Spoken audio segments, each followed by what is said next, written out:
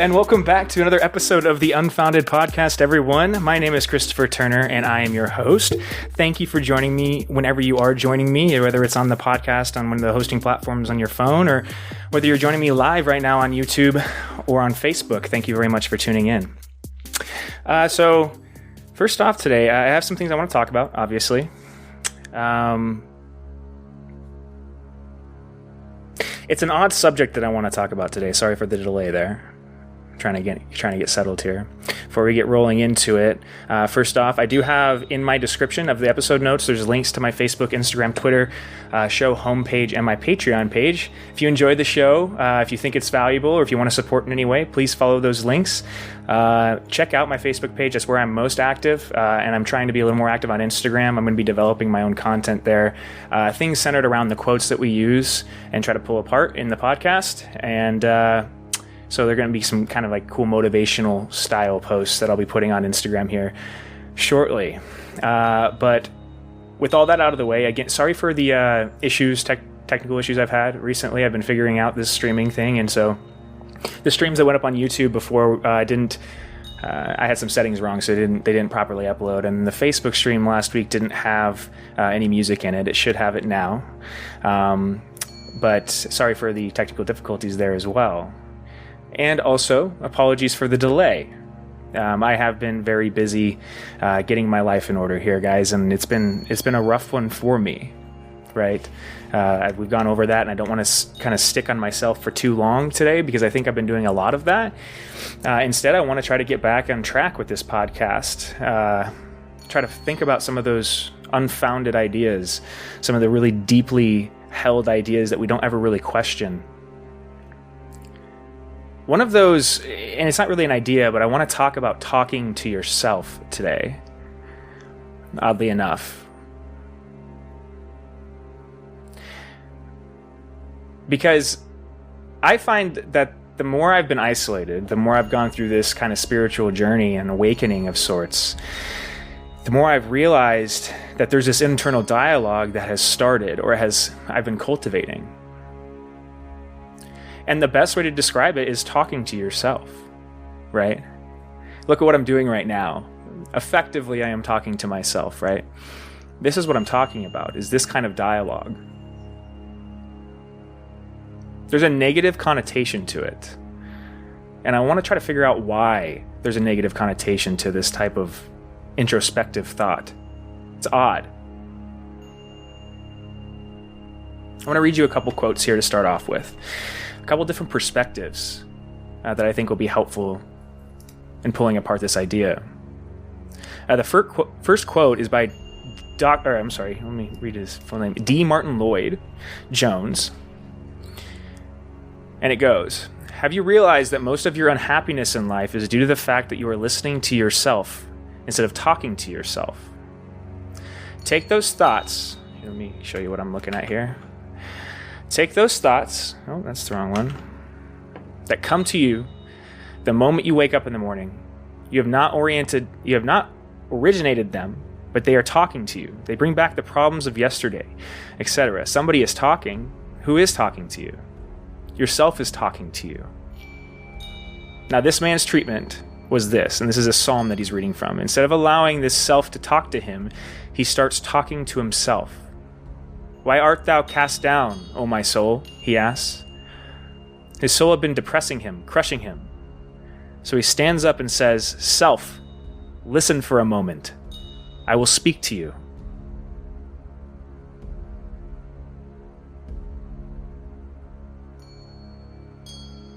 What Martin Lloyd is talking about here is this internal dialogue, is talking to yourself. That there's some aspect of the self, the soul,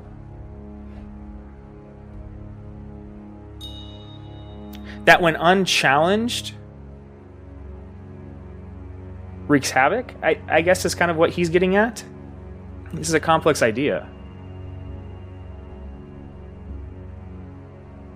That the human being really isn't all good deep down, maybe. That there's something to contend with there.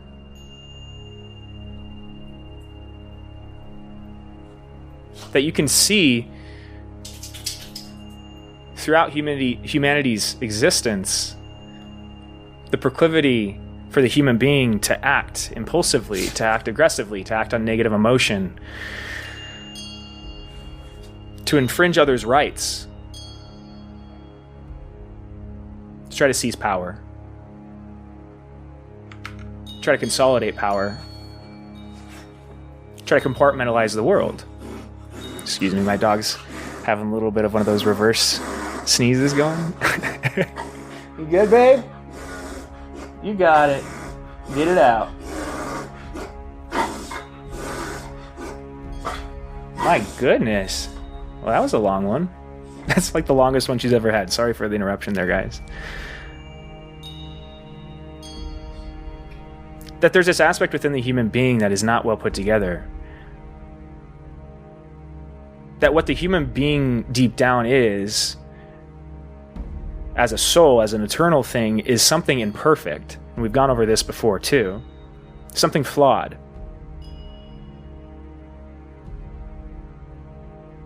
And there's something in the process of embodying a soul, literally placing that kind of, by definition, unlimited, timeless thing within a finite space. By restraining it, creates the conditions through which consciousness arises in some way, through which we view ourselves.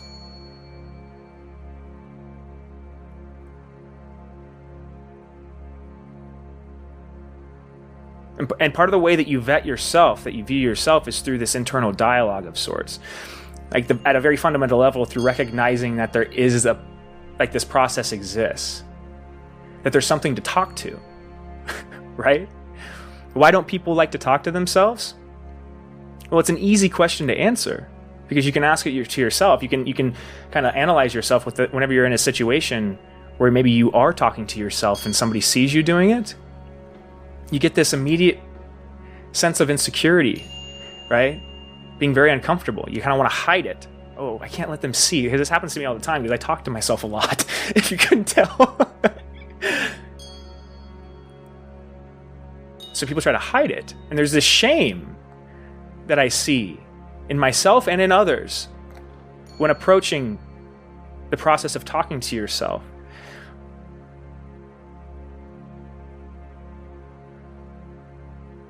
And I think maybe at a deep level, this could be part of it, is that if you are wrapped in the ego game, as we've laid out before, if you believe that all that exists is your conception of yourself, that there's nothing deeper guiding you, if you believe that everything is somewhat external to you, that there's this linear way in which the world unfolds, and that the way in which you navigate the world is something like observing it and reacting, right?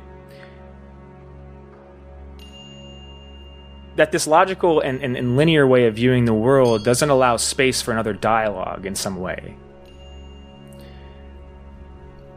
That internal dialogue requires internal vision, right? It requires you to look internally and recognize at a fundamental level that there is something there to talk to. And that it's odd that we've made that socially this has become a taboo thing, because it's an indicator of the depth of our denial as a thing. How deeply lost we are. How disconnected we are from the process through which all of this has happened.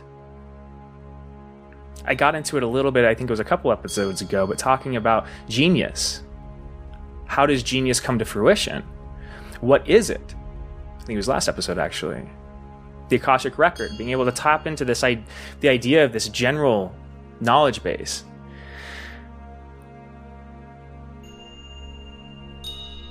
That from what I can gather, that genius really is something like unfettered self-expression. It's like the properly identified self expressed fully. That's what true genius is. The reason it's genius is because it's actually coming from somewhere else. That the individuals themselves aren't making ideas. What the individual itself is doing is something like aligning at an energetic level. It's a process we haven't been able to describe through science, I don't think, very well, but nevertheless, it's a process that exists, I think, that there's some kind of alignment that's necessary. And that how you align properly is through a dialogue of sorts, an internal dialogue. Something that Martin Lloyd-Jones outlines at the very end of this, the first moment through which the awakening happens, in which a person decides, I'm talking now. Something like that. Instead of allowing this self to talk to him, he starts talking to himself. Why art thou cast down, O my soul? He asks. His soul had been depressing him, crushing him. So he stands up and says, Self, listen for a moment. I will speak to you. His soul had been depressing him, crushing him. What does it feel like when you feel lost? What is the characteristics of a lost individual? The mode of being they embody. Something like depression. Something like weight. Right? I believe what Martin Lloyd-Jones here is identifying is that the weight that we often feel, that we often carry around in the world, is the denial of ourselves. That nobody likes to be ignored, including you. Who you are deeply. The longer you deny this internal dialogue, this internal conversation, the more left out in the cold your deep self feels, your eternal self, your soul, the thing with a mission.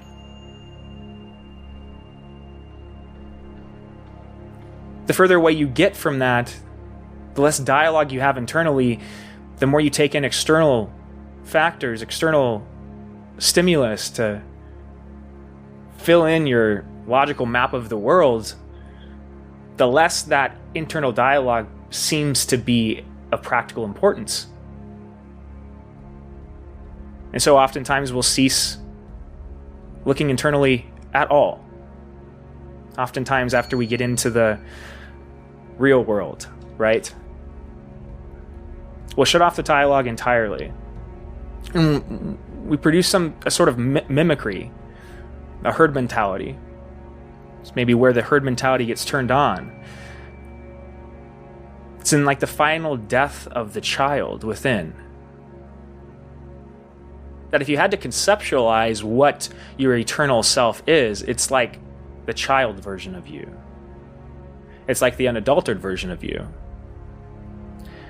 And that what we do as adults, and what this modern world tells us to do, is to kill off the idea of the child inside. The idea of the child is also attached to dreams, hopes, joy, passion, love, beauty.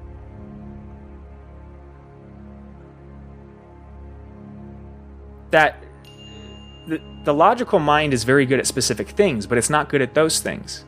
It's not good at love and beauty, harmony, balance. The logical mind is a form of scheme. It's a scheming mode of being. One that's very hard to embody permanently without becoming an ego monster. The reason is not something does not speak ill of any person that actually embodies that mode of being. It's actually a process of corruption that happens slowly over time, I believe. The longer you look externally, the more disconnected from your own internal voice you'll become. The more lost, the more heavy, the more depressed you'll feel. The more you'll look externally for things to fill in that void. Oftentimes,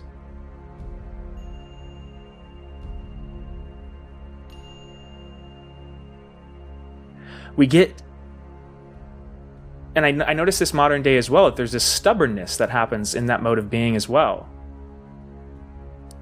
And I think it's a deeply rooted fear. It's something like wanting control.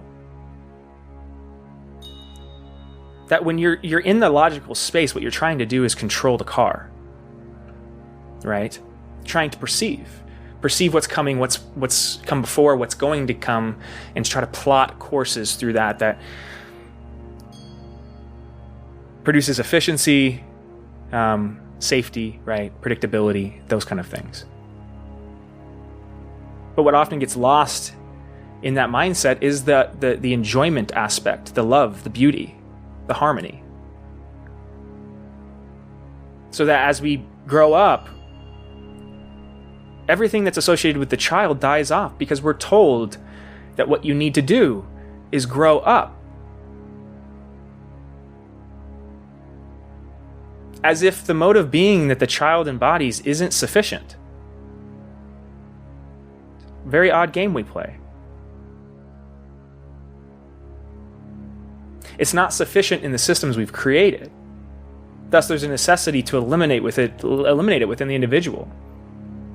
This process is insidious, and I believe has culminated in something like a political and social movement to eliminate the individual entirely.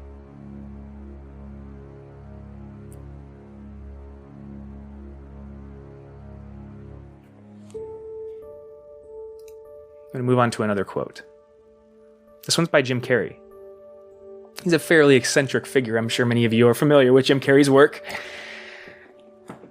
But there's a couple documentaries that are very interesting to watch on him. This is one of them. It's Jim and Andy, The Great Beyond. I don't know if any of you ever watched, I think it's Man on the Moon. It is a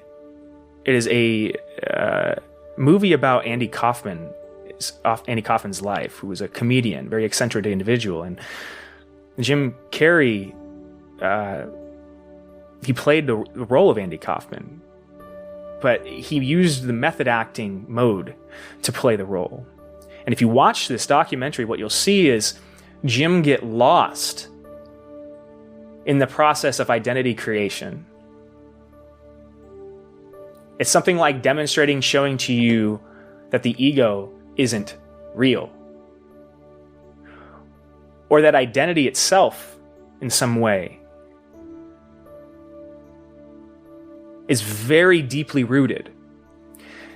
So that you can attempt to layer something on top of it, to mask it with something, to create something that in your mind is a better version, but that it's never sufficient.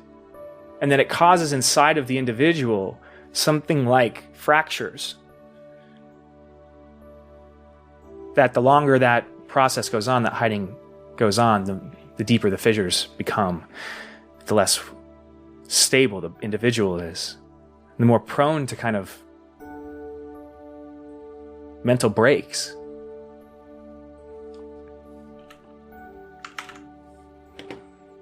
Jim and Andy, The Great Beyond. Give it a watch. But this is a quote from that movie.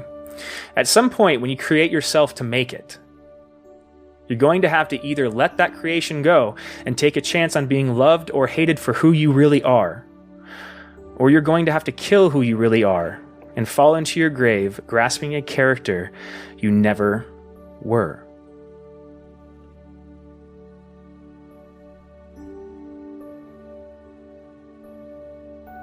Talking to yourself isn't a trivial matter. We like to make fun of people we see on the street corner sitting there mumbling, right? People point and laugh.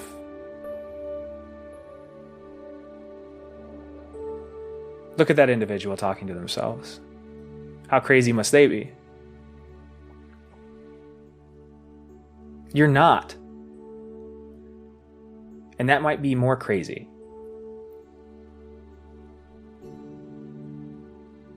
There's something so dangerous in straying away from who you are at a deep level. This isn't just like this idea isn't trivial, like I just said. It's not like a funny ha-ha. It's like there's a necessity, a deep necessity to you talking to yourself every day, constantly. And that the more you cultivate that conversation, the more a separation is created internally, where you actually start to conceptualize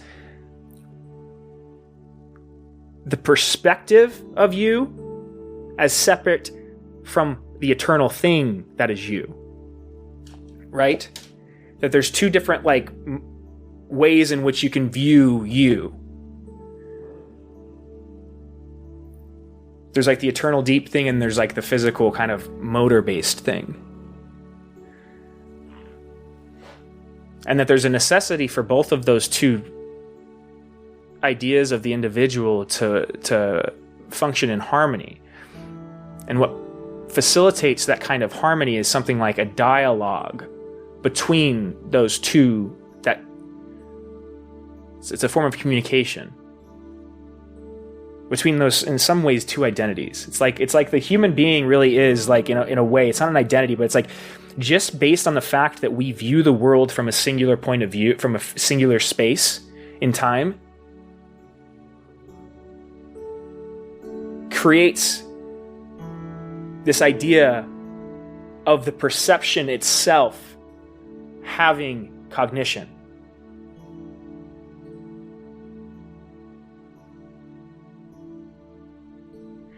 But that what I'm wondering is if the cognition is something is not just the vision.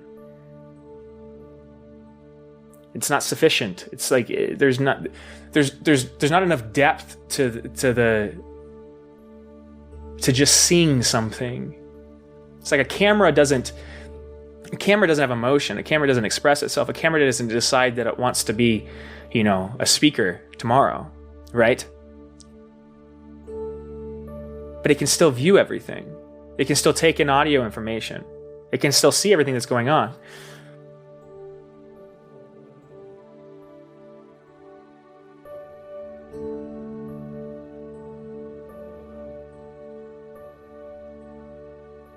It's like the embodying of the eternal soul is what creates perspective, and it grows out of that.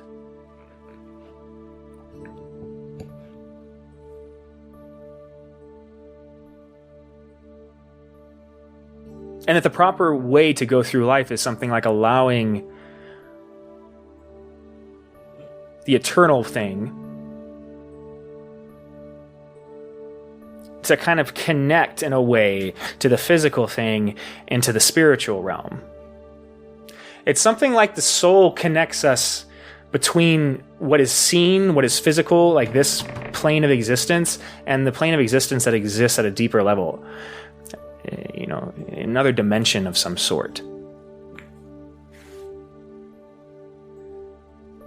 And that's what the Akashic record is, right? It exists in that other realm. So that the only way, literally, the only way you access that kind of information is going through you. You have to channel it through you.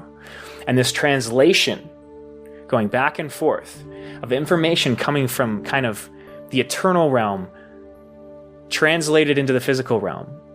And then the individual, the soul, at the middle of that, taking the individual from the information from the physical realm and translating it back out. This back and forth, right? That's the proper function of the human being. The biggest leaps we've seen as a society, as a collective, has been when individuals have not perfected, but figured out a way to maintain that connection. Because it requires an incredible demand on the individual. It's why in most religions, in all of religions, there is something like sacrifice. The idea of sacrifice appears within the religion itself. It's because in order for you to embody the proper mode of being, and there is a proper mode of being, and that's one of the other issues we have modern day. But I digress. That proper mode of being is something like connecting the two realms, right? Being the thing that is connected to both. And aligning those worlds. And that the process in which you do that is literally through speech, through action, through movement, through energetic consumption. That you sacrifice energy.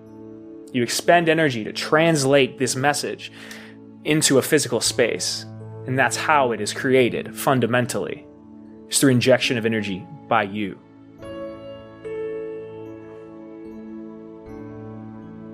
And that the reverse side of that, it doesn't just go one way. It's not like you just take your dreams and your ideas from the eternal realm, speak them into being, and then there they are. It's something like the process has to go the other way as well. And it's a very intricate thing that's going on here. Everything is very intricate. And so that the only way that the ideal form of reality comes into being is through radical honesty within the individual. It's something like a game of telephone, right? You imagine that individual, the soul, right? What you are deeply eternally. Imagine that as like a chain. And between that chain, you have this one world that is eternal and this one world that is physical and finite. And that you are the line that connects those two things. And that in order for that connection to function properly, you have to be able to deliver the message unadulterated. How that message becomes unadulterated is something like the individual not recognizing what it is. Something like ego building, something like the process of defining yourself as something that you aren't. Because it pulls you out of the frame of mind, out of the perspective in which you could recognize the necessity for internal dialogue, something like that, right? So you stop the process entirely and you go out into the world operating on something like a logic-based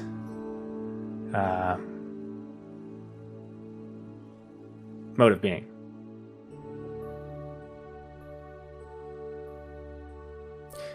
That actors, as Jim Carey was just kind of talking about here in this quote, that actors themselves oftentimes, they're complicated individuals. And you see a lot of times you'd expect, these people at the top of our society to be incredibly happy, right? Overcome with joy for their position in society. But often what you'll see is a lot of drug use. There's a lot of depression. You'll see a lot of self-development, kind of like you've seen Jim Carey go through. Child stars, this is even more prevalent. There's something very difficult about being in the spotlight, about being in that position. Deeper yet, there's something very difficult about being an actor. I think the reason that it's difficult, and I'm not sitting here saying like actors need our help. I'm just saying that there is something meaningful in the idea of what they do. It's like actors really do play with the idea of identity. That's what they do. And method acting specifically is the process of allowing yourself to really get lost in that ego game. Something like that. It's like in having the intention of creating the ego. Setting out from the beginning to create something that is not you. And there's something about that process, putting on that mask that was intentionally created to represent something other than you, that makes you recognize how deeply and utterly depressing and horrifying that is. That one of the best ways to see that is to do it on purpose. Is to actually try to hide yourself. At some point when you create yourself to make it, when you look externally, you take that stimulus in and you just create something based off of nothing but the external world and not the eternal you, you're going to have to either let that creation go and take a chance on being loved or hated for who you really are, because you're not going to be able to wear the facade forever. The mask will continue to become heavier. It's a burden you're adding on top of the real you, something that will keep you from expressing fully who you are. And the type of pain that creates inside of an individual is something that is very dangerous. Something that we haven't properly identified as such. It's why you see, I think, so many mental health issues within the acting community. Because this process is dangerous. Allowing your ego to run rampant is dangerous.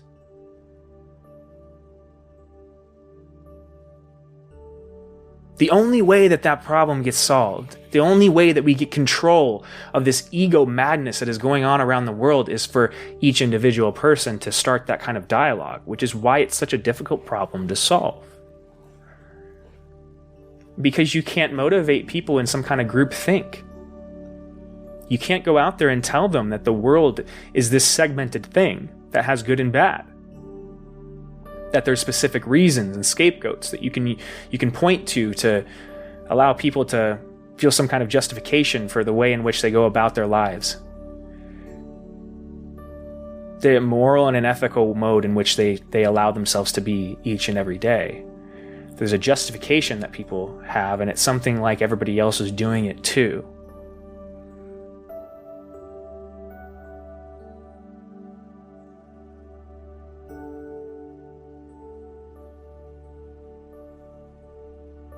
We're all extremely good actors.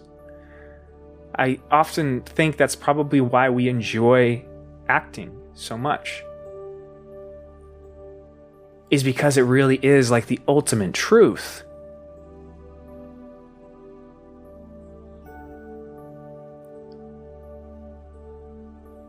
It's like a point, it's one of the reasons why I miss the movie theater so much. Is you used to be able to go into the movie theater and sit down in an auditorium with maybe 150, 200 people. And you could watch somebody you had seen embody another human being, become another individual in one movie that you really enjoyed, go onto that screen and embody a completely different person. And you get lost in it. We all do. Why is that? Because it's true. Not that acting is true, but that we become hypnotized by it because we recognize that that is what goes on each and every day in each of our lives, and oftentimes it's what we do.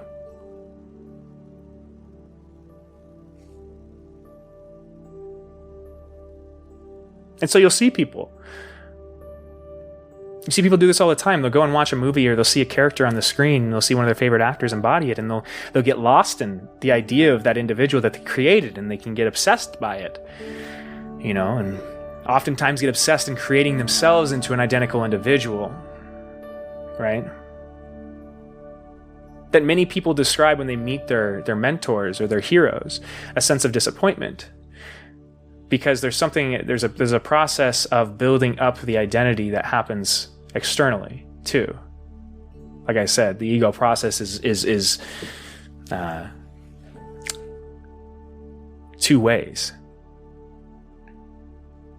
It's external and internal. That individuals react to you based on what you present them, and so that your identity, like that, is extremely important for people to understand who you are. And maybe at a deeper level, this is why we have trust issues as well. I mean, think about it, guys. Who do we idolize? We idolize the people that have the ability to switch their mask the quickest and the most convincingly. That's who we idolize.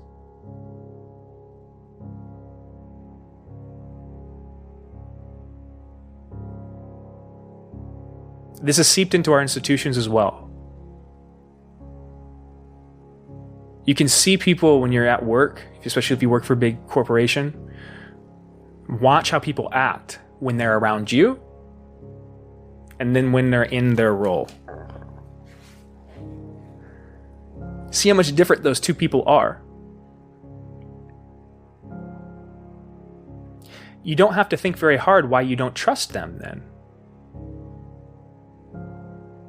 It's obvious. People give you examples every day of how they're disingenuous. right? It's like oftentimes, especially the modern individual, is so convinced that the only mode of being is this ego game, that they really are their ego, their conception of themselves, their mask, and that they can just switch it whenever they want. That the more people believe that, the more they don't have any conception of anything else. But I think there's something it's something connects here with the other deeper societal problems we're having. We've gone wrong fundamentally. And it's something like at recognizing what the human being is, what the human being's basic needs are. One of them being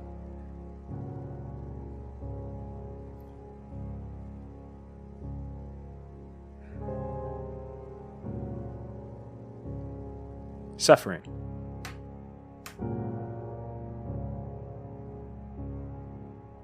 That the reason that we create mass is because we want to create something that's perfect.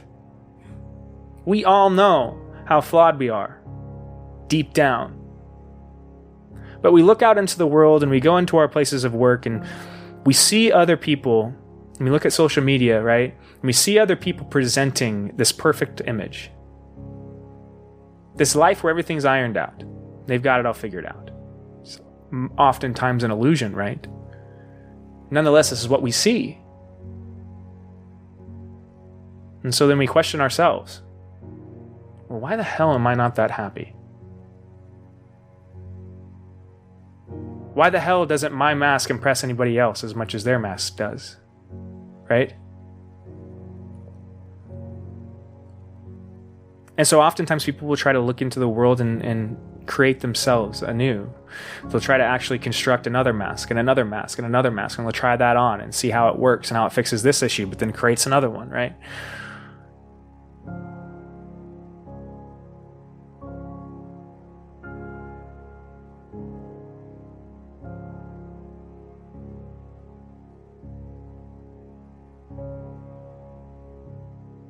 It's like, and this is another very deep part here, I want to read this. Where did this character come from? And he's talking about Andy Kaufman. What is the dirt that the pearl is built around? And the pearl is the personality that you would build around yourself as a protection against that thought. If they ever found out that I am worthless, if they ever found out that I am not enough, I'll be destroyed.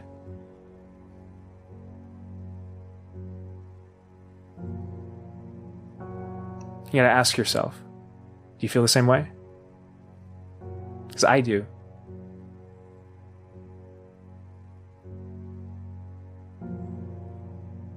Worthlessness. Suffering. Pain. Shame. Resentment.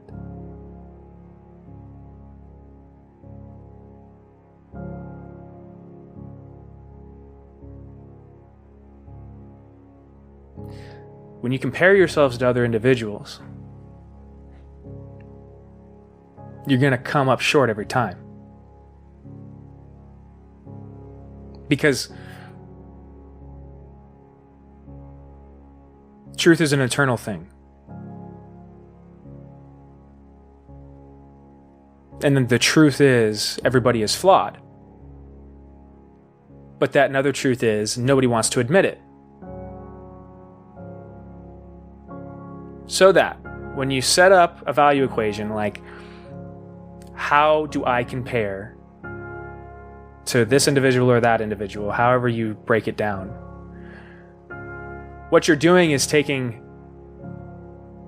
a data stream with a very small bandwidth, with a very small amount of data, right? You're looking at somebody else externally and trying to judge who they are, why they are where they are, all those kind of very deep questions, right? Purely based on your external perception of it. But when you compare that conception that you create to yourself, you're going to find that you can't be dishonest with yourself in that way. You can try, but that you'll deep down know you're lying. Oh, they have perfect hair. I know I don't have perfect hair. Whatever it is, right? Oh, they have this. I don't have this. Even if you say out loud or you speak or force the conversation in your head, like, no, I'm fine, I'm fine. The feeling, the sinking feeling, the inadequacy, it's within all of us.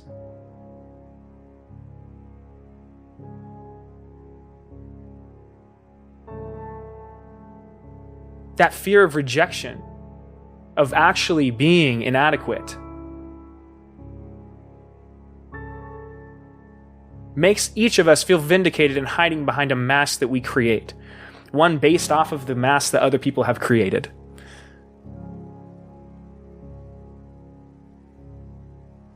So much so that we feel justified in arguing for the only mode of being, for morality itself as being something like acting the best.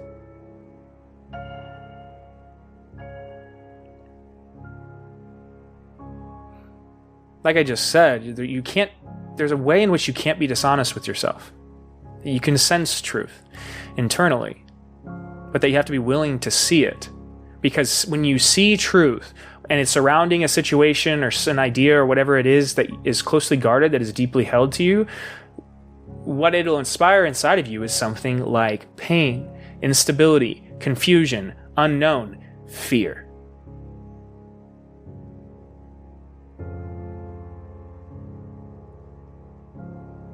Well, look at all these other people. They all seem to have it together. But I have to try so hard to do this same thing that they do, and they seem to have no problem with it, right? Why does everybody else seem to have it so easy? You hear people saying that all the time, right? Everybody else seems to have it so easy. Stuff's just handed to them, and not me. I've got this big mountain to climb. Everybody's got a mountain to climb. The reason your mountain is bigger is because you're not recognizing you're on one. And those other people are having the same kind of struggles you're having. Maybe they're just better at hiding it, right? Maybe they're better actors.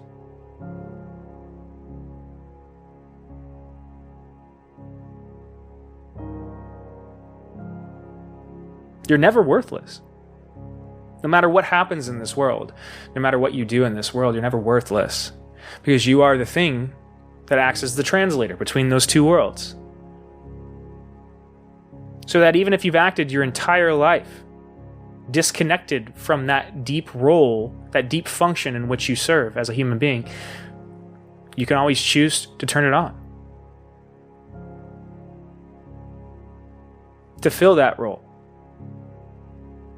To be the translator.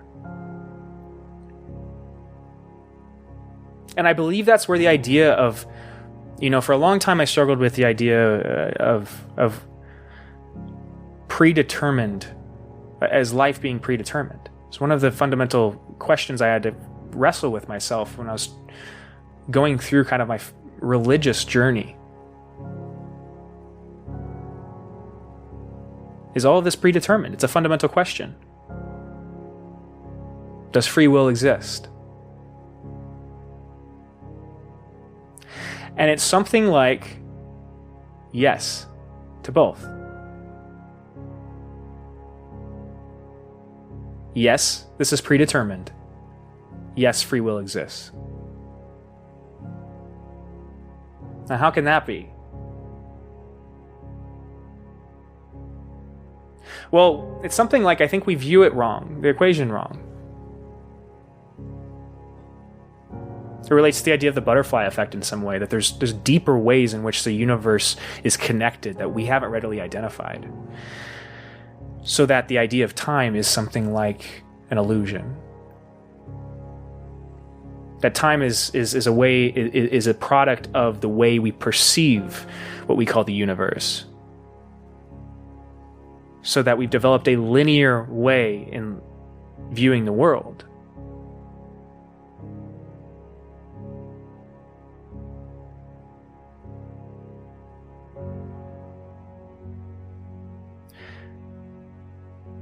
So that I don't believe that this journey that we're on, each of us, a spiritual journey, takes place in that same kind of timeline.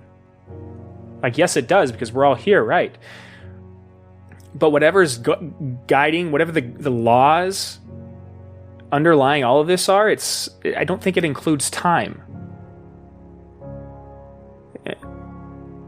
Because it's like there's this message that you see in most of the religions as well. It's something like you're never too far gone. You can always turn around, right? You can face the dragon. You can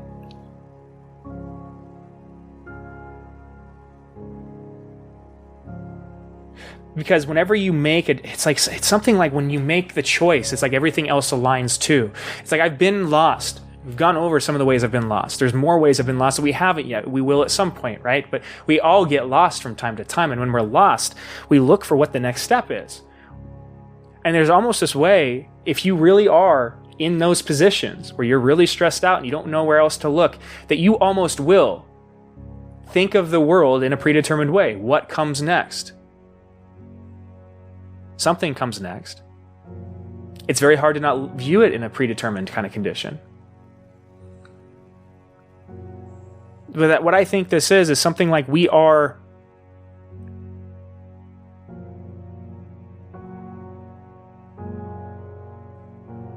have free will to align with the destiny that has been laid out for us.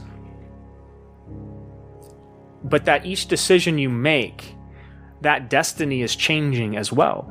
Does that make sense?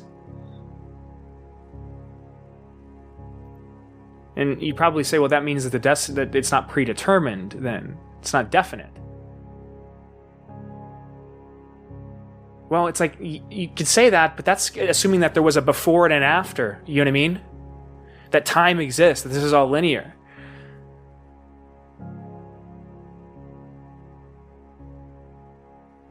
So that you always are where you're supposed to be. And you're never too far gone.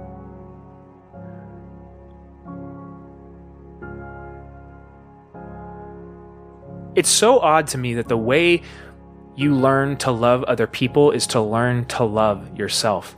Why is that?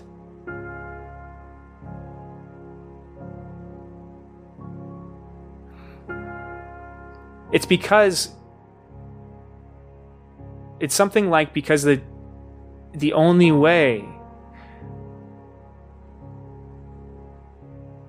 to embody the proper mode of being in which love comes into existence, proper love, true love, you have to be true. The truth is that you are whole. That yes, you are flawed, but you are whole. Right? You're not missing anything. There's nothing you need to go out into the world and find to make you whole again. You already have it. That you, not only are you not worthless, you are the thing through which the universe acts. You're the exact opposite of worthless. You're what determines worth.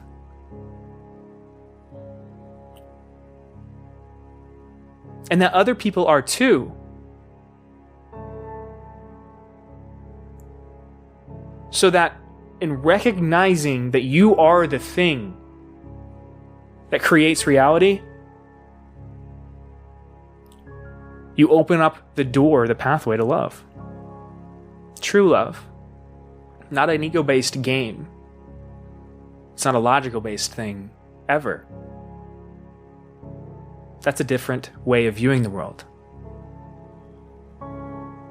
We need more love. But the troubling part of it, the troubling aspect of it, is it truly does come from self-love. I was watching this Jordan Peterson talk. I've watched it over and over again, actually. I watch it quite often, but it was a talk on Genesis. Jordan Peterson does a whole series called the Biblical Series. He did it in 2017, and it goes through the book of Genesis. And he's going to be doing a new series here soon, I think, on the other books of the Bible. Psalms, I believe, is what he's starting with this next time. Anyway, during one of these lectures last night, he brought up this point that I'd heard before, but it kind of really dawned on me that in Genesis, in the creation story, you have this singular figure of God at the beginning of all things.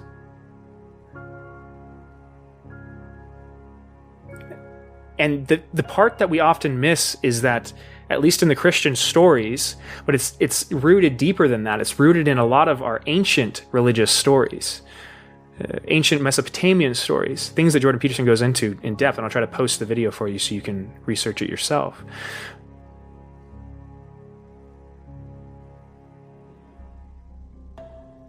Sorry, I lost my train of thought there for a second, guys. Give me 1 second.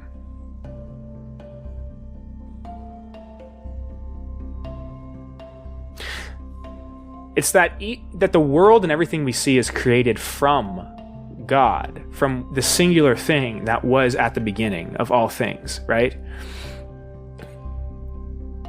So that what that means is like the earth and the universe and the stars and everything was created from the matter that was God. You don't have to think of like a man standing there, but like whatever that was, that's what all of this was created from. So what that means is something like you are made from the image of God. We see this in the Declaration, that all men are created equal and under the image of God, right? In the image of God, endowed by the Creator with certain unalienable rights. That idea speaks of equity, the universal equality of existence itself, not the equity of outcome, but the equality of existence itself, because you are a piece of God. And you see this reinforced in the reason that the crucifix is such an important symbol in Christianity, and this is often missed, I think, as well, is that what Christians believe is that Jesus Christ was the embodiment of God on earth. Now, that's a hard idea to play with, because he's often referred to as the Son of God, right? But that in Catholicism, the Son of God is not a separate identity from God. That it's the embodiment, the human form of God on earth. And that there's a aspect of that required, that restraining, that there's a painful sense that God, in order to fit himself inside of the perspective of the human being, had to relinquish things, something like the knowledge of being, right? So that when embodied, God was the same thing. Does that make sense? So in order for God to fit inside the human being, he had to like trim himself down. You know what I mean? It's too much to fit in one space. But that through that embodiment, the most revealing thing is that at the end of that story, with the crucifixion of Jesus Christ, before Jesus dies, the last thing he does is call out to God, asking him why has he forsaken him. Now, that's such a deep idea, because you have to think about that for a second. God, the embodied form of God, is so tested by the suffering that occurs on earth that it actually causes him to question the existence of himself.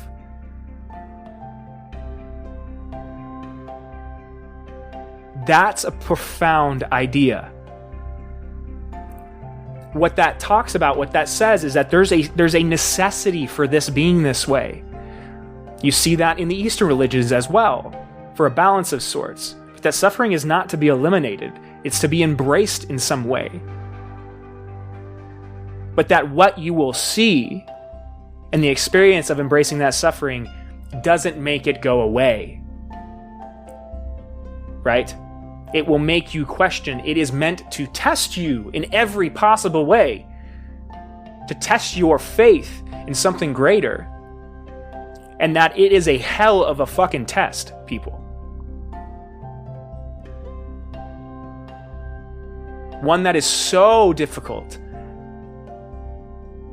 The universe itself questioned itself. Questioned its motives. Are you actually malevolent? Can you imagine a God asking himself, are you actually doing this as a malevolent figure?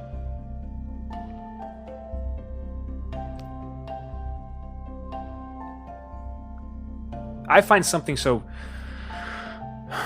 invigorating about that idea. And I think the reason why is because it's something like don't be too hard on yourself. Yes, the world and people in the world, modern day, I think, have degraded to a level that demands a certain amount of individual action. But that the reason that we've degraded is because this is a test, and it's a very difficult one. That the world and life itself is a test. It's the process through which the soul grows. The only way it does is to make it suffer. And that idea is so confounding that the thing that created it questions it. Should suffering exist? Right? What a fundamental question. But then you see why it's so important when it pops up in our political and social conversations. Why, when people talk about equality, when they talk about equality of outcome, right, that everybody needs to be equal, you have to read between the lines there in some ways. What would the motive be for doing that? Well, in some ways, probably to help people, right? Well, why do you want to help people? Because there's suffering going on. Well, is the suffering necessary? Or is there a necessity to eliminate it? That's where the conversation usually breaks down. The attempt to control that suffering and eliminate it is exactly what produces the worst forms of it. And we have many examples of that throughout human history. So that all we really need to do simply right now is not repeat the mistakes of our fathers. But hey, that's what human beings do too, right? I was listening to another Joe Rogan podcast about aliens. It was very interesting. It was 2 episodes ago, I think, if you're interested in looking at it. Jacques Vallée, I think is his name. He was one of the big guys in the UFO community, but they were talking about some stuff. I don't know how credible it is, right? But this apparently that there was this guy that was high up in the government that came out saying that we have been communicating with aliens, that we have their technology, that this has been going on for quite a while. And that what they were saying, the reasoning behind it is the reason why the aliens are here is in some ways to study us, but the reason they showed up is because we became a threat when we developed the atomic bomb, right? And so that there's this uneasiness that our galactic community or neighbors have with the human species, and that we are developing in some way. But that the fundamental reason that, if this is true, right, I'm talking about somewhat of a conspiracy here, but that if aliens were actually here doing this, that they're saying that they don't want to come play with us because we're too dangerous. You know what I mean? We're unevolved. That's the way you view that. A higher evolved being, form of life, wouldn't fight amongst itself because it's inefficient, right? But it requires a perspective shift. We have to be tied together by something that is unseen, that is not external.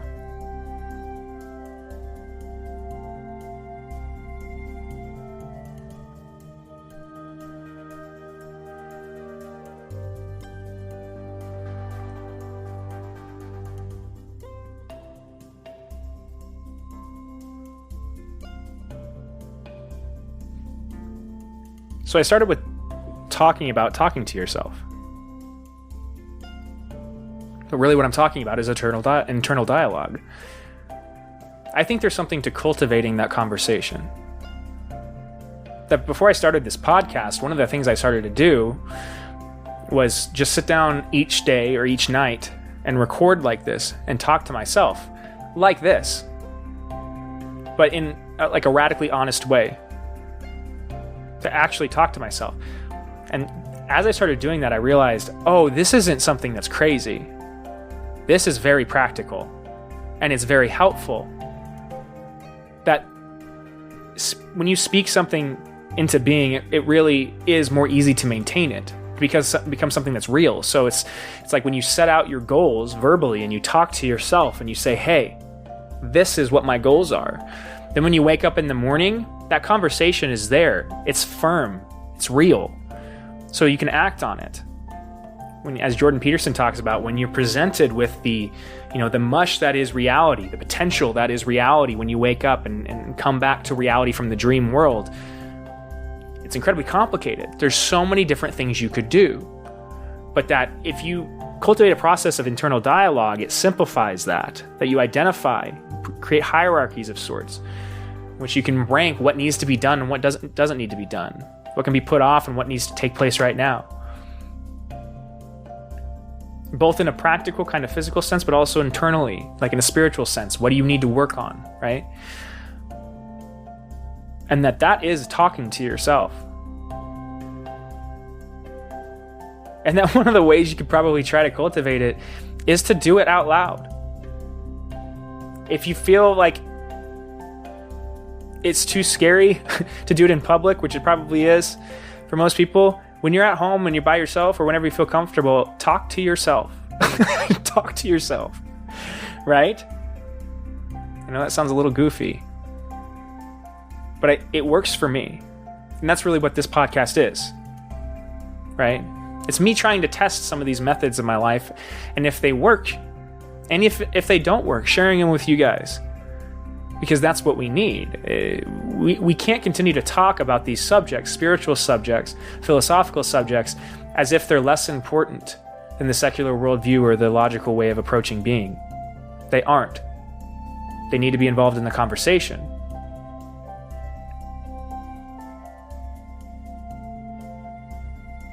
You need to be involved in the conversation. And it's like a lot of the problems that people have internally right now of finding meaning, this deep problem of finding meaning and depression and weight and worthlessness that people feel. That's in a weird way how you solve it. Talk to yourself, man. Talk to yourself like you're somebody you actually give a shit about. Like you're somebody that you'd want to actually see succeed.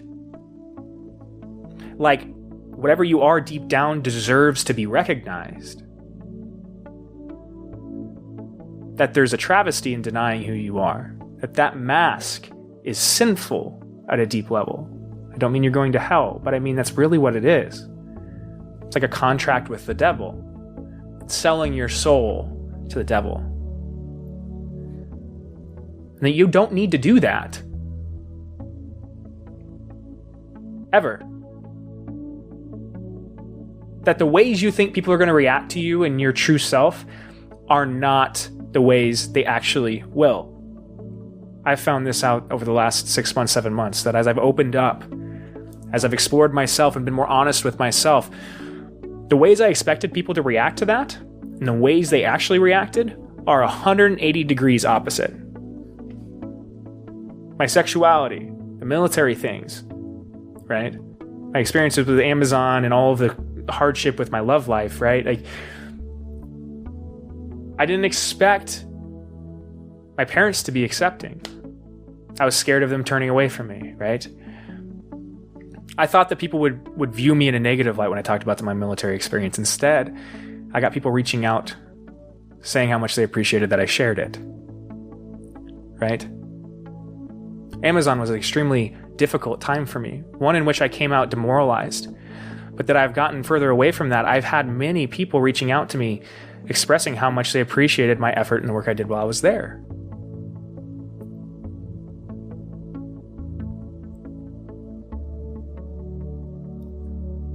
Don't hide from yourself. Don't tell yourself you're worthless because of the cards you've been dealt or the way in which the world is developing. Use it as fuel. If the world makes you feel depressed, stop looking at the world. There's like an internal thing inside of you that is just begging you to talk to it, like an old friend, right? And you can. Just got to say hi. And with that is the Unfounded podcast signing off. I want to thank you very much for tuning in today, guys. Have a really good week. Lots of love. Talk to you soon. Bye-bye.